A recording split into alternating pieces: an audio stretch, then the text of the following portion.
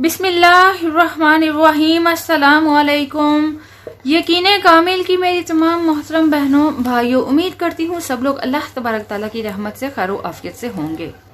آج جو عمل آپ لوگوں کی خدمت میں حاضر ہے وہ ہے برائے تذکیر مطلوب۔ اگر کوئی ایسا شخص ہے جو چاہتا ہے کہ جس سے ہم محبت کرتے ہیں وہ مل جائے، لیکن مقصد جائز ہو، نکاح کا ارادہ ہو، جائز مقصد جائز محبت ہو، مطلب کہ اگر آپ کا ارادہ نکاح کا ہے، شادی کا ہے، تب ہی اس عمل کو کریے گا، لیکن ایسا پیارا عمل ہے، زبردست عمل ہے جس کے کرنے سے انشاءاللہ آپ کی خواہش پوری ہوگی۔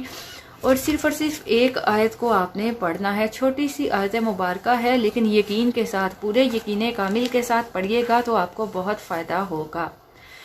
آپ کو پھر سے بتاتی چلوں، آپ کا مقصد جائز ہونا چاہیے، ناجائز مقصد کے لیے کسی قسم کا یہ عمل نہیں کرنا۔ اور اگر آپ اپنے مطلوب کو اپنا بنانا چاہتے ہیں کہ مطلوب بھی آپ سے محبت کرے اور شادی کرے، تو عمل حاضر ہے۔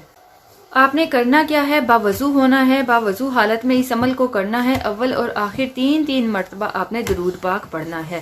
بہتر ہے آپ درود ابراہیم پڑھ لیجئے۔ درمیان میں آپ نے اس آیت مبارکہ کو پڑھنا ہے، آپ سامنے سکرین پر دیکھ سکتے ہیں۔ سبحان الذی سخر لنا ھذا وما کننا لہ مقرنین وإنا الی ربنا لمنقلبون۔ یقیناً آپ لوگ سوچ رہے ہوگے یہ تو سفر کی دعا ہے، سفر کی دعا کا حصہ۔